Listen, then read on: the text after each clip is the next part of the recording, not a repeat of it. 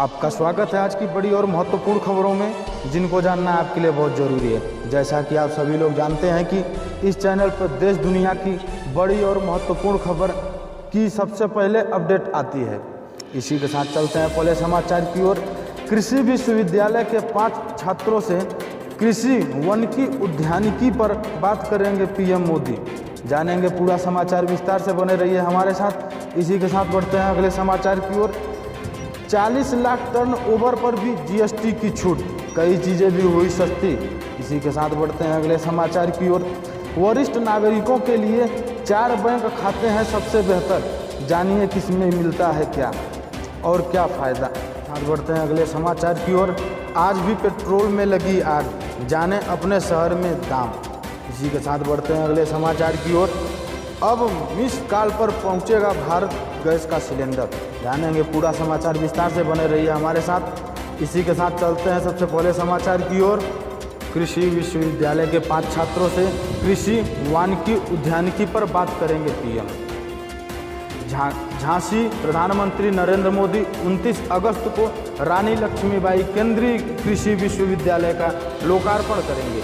इस दौरान वह विश्वविद्यालय के 5 छात्रों से कृषि वानिकी उद्यानिकी पर बात भी करेंगे। सभी छात्रों के नाम फाइनल कर दिए गए हैं। पीएम से बात करने को लेकर छात्र भी काफ़ी उत्साहित हैं। रानी लक्ष्मीबाई केंद्रीय कृषि विश्वविद्यालय का लोकार्पण काफ़ी लंबे समय से चल रहा है। कई बार तिथि फाइल होते होते रह गई है। पिछले 5 महीने से कोरोना वायरस के चलते लोकार्पण कार्यक्रम टलता रहा। अब 29 अगस्त को ऑनलाइन लोकार्पण का कार्यक्रम प्रधानमंत्री कार्यालय से फाइनल हो गया है। इसको लेकर विश्वविद्यालय में तैयारियां शुरू हो गई हैं। कार्यक्रम की शुरुआत सुबह 11 बजे से होगी। कार्यक्रम में प्रधानमंत्री के साथ साथ मुख्यमंत्री योगी आदित्यनाथ और केंद्रीय कृषि मंत्री और भी ऑनलाइन शिरकत कर सकते हैं। लोकार्पण के साथ साथ खास बात यह रहेगी कि प्रधानमंत्री नरेंद्र मोदी कृषि विश्वविद्यालय के 5 विद्यार्थियों से सीधे ऑनलाइन ही मुखातिब होंगे। वह छात्रों से कृषि वानिकी उद्यानिकी के संबंध में बातचीत करेंगे। संभावना है कि बुंदेलखंड में इसके स्कोप को लेकर पीएम विद्यार्थियों से चर्चा कर सकते हैं। दतिया में कॉलेज का निर्माण भी जल्द होगा शुरू। दतिया में पशु चिकित्सा एवं पशु विज्ञान तथा मत्स्यकीय महाविद्यालय बनना है, जो कि केंद्रीय कृषि विश्वविद्यालय से संबंध है। कृषि विश्वविद्यालय के लोकार्पण के साथ ही 187 एकड़ में बनने वाले इस कॉलेज का निर्माण कार्य भी जल्दी शुरू होने की संभावना है। 29 अगस्त को कृषि विश्वविद्यालय का लोकार्पण प्रधानमंत्री नरेंद्र मोदी करेंगे। उनका कार्यक्रम फाइनल हो गया है। वह विश्वविद्यालय के 5 छात्रों से कृषि वानिकी और उद्यानिकी पर बातचीत करेंगे। डॉक्टर अरविंद कुमार, कुलपति, रानी लक्ष्मीबाई केंद्रीय कृषि विश्वविद्यालय। इसी के साथ बढ़ते हैं अगले समाचार की ओर। 40 लाख टन ओवर पर भी जीएसटी की छूट, कई चीज़ें भी हुई सस्ती। जीएसटी को देश की इनडायरेक्ट टैक्स सिस्टम में सबसे बड़ा रिफॉर्म माना जाता है। इसे सफलतापूर्वक लागू करने का श्रेय जाता है देश के पूर्व वित्त मंत्री अरुण जेटली को, जिनकी आज पहली पुण्यतिथि भी है। इस मौके पर मौजूदा वित्त मंत्री निर्मला सीतारमण ने याद करते हुए कई ट्वीट किए। वित्त मंत्रालय के ट्वीट में बताया गया है कि कैसे जीएसटी से कारोबारियों और आम लोगों की ज़िंदगी पर टैक्स का बोझ कम हुआ है। जीएसटी के आने के बाद कंप्लायंस आसान और टैक्स पेयर बेस बढ़कर 1.24 करोड़ पहुंच गया है। वित्त मंत्रालय ने कहा कि जीएसटी से पहले value added tax, VAT, excise, sale tax और दूसरे तरह के तमाम टैक्स मिलाकर कुल टैक्स रेट 31% तक होता था। अब ये साबित हो चुका है कि जीएसटी कंज्यूमर और टैक्स पेयर दोनों के लिए फायदेमंद है। वित्त मंत्रालय ने बताया कि 40 लाख रुपए सालाना टर्नओवर वाले कारोबारी को जीएसटी से छूट दी गई है। ये लिमिट पहले 20 लाख रुपए थी।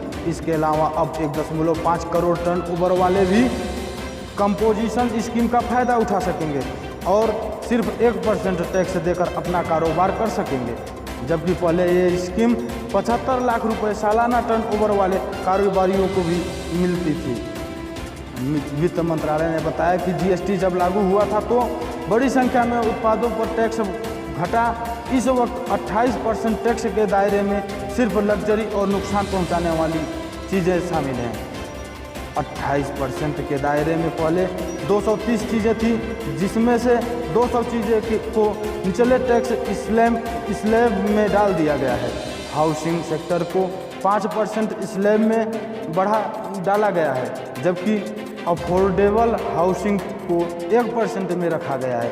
जीएसटी की प्रक्रियाओं को पूरी तरह से ऑटोमेटिक कर दिया गया है। इसके अलावा अब तक 50 करोड़ रिटर्न ऑनलाइन दाखिल हो चुके हैं और 131 करोड़ ई वेल जनरेट हुए हैं। वित्त मंत्रालय ने बताया कि सामान्य तौर पर रोजाना इस्तेमाल की चीज़ें जैसे तेल, टूथपेस्ट, साबुन वगैरह पर टैक्स जीएसटी के आने के बाद अब कम हुआ है। जीएसटी से पहले इन पर 29.3% टैक्स लगता था, जो अब घटकर 18% हो गया है। इतना ही नहीं, जीएसटी से पहले सिनेमा पर 35% से लेकर 110% टैक्स लगता है। अब इन पर 12 से 18% जीएसटी लगता है।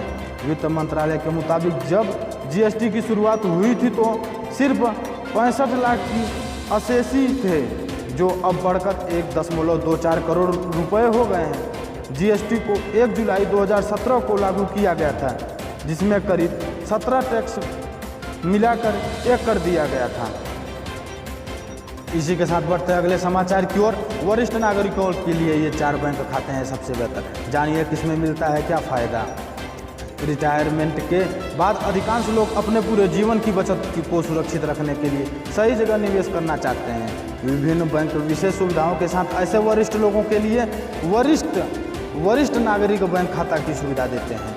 वरिष्ठ नागरिकों के लिए सुविधाजनक व्यक्तिगत सेवाओं के साथ वरिष्ठ नागरिक बैंक खाता सामान्य बचत खाते की तुलना में उच्च ब्याज दर देता है। आईसीआईसीआई बैंक से लेकर एचडीएफसी, एक्सिस बैंक तक सभी अपने वरिष्ठ नागरिकों के लिए ऐसे बचत खाते की पेशकश करते हैं जिसमें ज़्यादा फायदा मिलता है।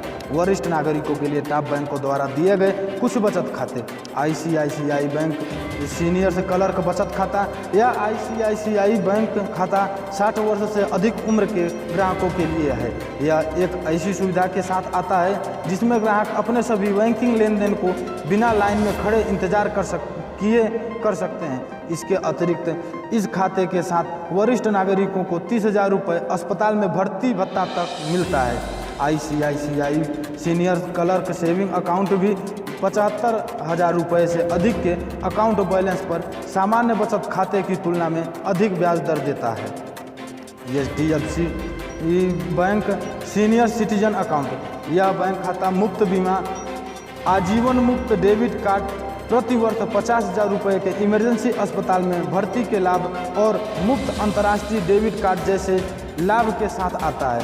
कार्ड में प्रतिदिन 50,000 रुपये की नकद निकासी की सीमा और प्रतिदिन 2,75,000 रुपये की खरीदारी की सीमा के साथ साथ रिवार्ड पॉइंट प्रोग्राम भी मिलते हैं। Kotak Mahindra bank guard saving account, इस खाते के साथ ग्राहक अपनी बचत पर प्रति वर्ष 4% ब्याज दर तक कमा सकते हैं। इसके अतिरिक्त यह खाता 55 वर्ष की आयु में भी खोला जा सकता है। खाता धारकों को इस खाते के साथ एक प्लेटिनम डेबिट कार्ड भी मिलता है, जो टिकाऊ वस्तुओं पर 1 लाख रुपए तक की सुरक्षा खरीद देता है। इस बचत खाते के साथ ग्राहकों को जारी शुल्क पर 25% छूट के साथ यात्रा कार्ड भी मिलता है। Axis bank senior प्रीविलिंग saving account, axis bank खाता न केवल 60 वर्ष की आयु के बाद खोला जा सकता है, बल्कि 57 वर्ष की आयु में भी इस खाते को खोलने का विकल्प मिलता है। यह खाता अपने ग्राहकों को मामूली शुल्क पर एक डेबिट कार्ड देता है। इस खाते के तहत एक्सिस बैंक प्रति वर्ष 3-4% ब्याज दर देता है। ग्राहक एफडी और आरडी पर 0.5% अधिमान्य दर भी कमा सकते हैं। इसी के साथ बढ़ते हैं अगले समाचार की ओर। आज भी पेट्रोल में लगी आग, जाने अपने शहर के दाम।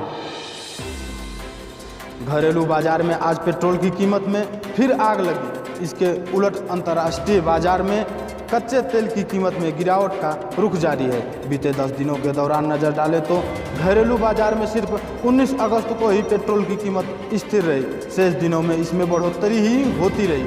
हालांकि डीजल की कीमत में पिछले 24 दिनों में से कोई हेरफेर नहीं हुआ है। आज लगातार छठे दिन से देश भर में पेट्रोल महंगा हुआ है। दिल्ली में यह प्रति लीटर 11 पैसे महंगा होकर 81.73 रुपये पर पहुंच गया है। बीते 16 अगस्त से यदि एक दिन बुधवार 19 अगस्त को छोड़ दिया जाए तो शेष 9 दिन पेट्रोल की कीमतों में बढ़ोतरी हुई है। बीते 16 अगस्त रविवार से पेट्रोल की कीमतों में जो आग लगनी शुरू हुई है वह आज भी जारी रही। दिल्ली में उस दिन पेट्रोल 14 पैसे महंगे हुआ। इसके बाद सोमवार को 16 पैसे और मंगलवार को 17 पैसे की बढ़ोतरी हुई। बुधवार को शांति रही, लेकिन गुरुवार को फिर 10 पैसे महंगा हो गया। शुक्रवार को यह 19 पैसे, शनिवार को 16 पैसे, रविवार को 14 पैसे, सोमवार को 13 पैसे और आज 11 पैसे प्रति लीटर महंगा हुआ। यदि सभी को जोड़ दिया जाए तो इतने दिनों में 1 रुपये 30 पैसे की बढ़ोतरी हो चुकी है। इस महीने के पहले पखवाड़े के आंकड़ों पर गौर किया जाए तो सरकारी तेल कंपनियां ने एक दिन को छोड़कर शेष दिन कीमतों में कोई बढ़ोतरी नहीं की। बीते जुलाई के दूसरे पखवाड़े में देखें तो उस दौरान भी लगातार 4 दिनों 28 जुलाई से 31 जुलाई तक पेट्रोल और डीजल की कीमतों को जस का तस छोड़ दिया था। बीते जुलाई में देखा जाए तो सरकारी तेल कंपनियां ने सिर्फ डीजल का दाम ही बढ़ाया है। इस दौरान 10 किस्तों में जो डीजल का दाम बढ़ाए गए उसमें डीजल 1 रुपये 60 पैसे प्रति लीटर महंगा हो चुका है। पेट्रोल की बात करें तो इसमें उस महीने इसकी कीमत में कोई बढ़ोतरी नहीं। के साथ बढ़ते हैं अगले और सबसे लास्ट समाचार की ओर। अब मिस्ड कॉल पर घर पहुंचेगा भारत गैस का सिलेंडर। भारत में गैस उपभोक्ता अब अपने सिलेंडर की बुकिंग व्हाट्सएप या मिस्ड कॉल से कर सकेंगे। कोरोना समय में उपभोक्ताओं को बुकिंग के लिए एजेंसी जाने की या फ़ोन करने की आवश्यकता नहीं है। हिसार विक्रय क्षेत्र के भारत गैस विक्रय अधिकारी मुकुल जैन ने बताया कि अब उपभोक्ता BPCL स्मार्ट ऑनलाइन 1800224344 पर अपने पंजीकृत मोबाइल नंबर से हाई लिखकर भेजने से गैस बुक करने का विकल्प प्राप्त कर सकेंगे। बुकिंग के बाद उपभोक्ता को एक लिंक मिलेगा जिस पर जाकर रिफिल के लिए ऑनलाइन भुगतान करना होगा। ग्राहक व्हाट्सएप के माध्यम से गैस रिफिल का वर्तमान मूल्य व अन्य आवश्यक जानकारी भी ले सकता है। भारत गैस बुकिंग के लिए भी नंबर जारी किया गया है जो 7710955555 है। उपभोक्ता इस नंबर पर मिस्ड कॉल देकर स्वयं भी गैस बुक कर सकता है। यहीं पे समाचार समाप्त होता है। इसी प्रकार के समाचार को पाने के लिए इस चैनल को सब्सक्राइब करें और ज़्यादा से ज़्यादा शेयर करें। हमें कमेंट करके अवश्य बताएं कि यह आपको न्यूज़ कैसा लगा।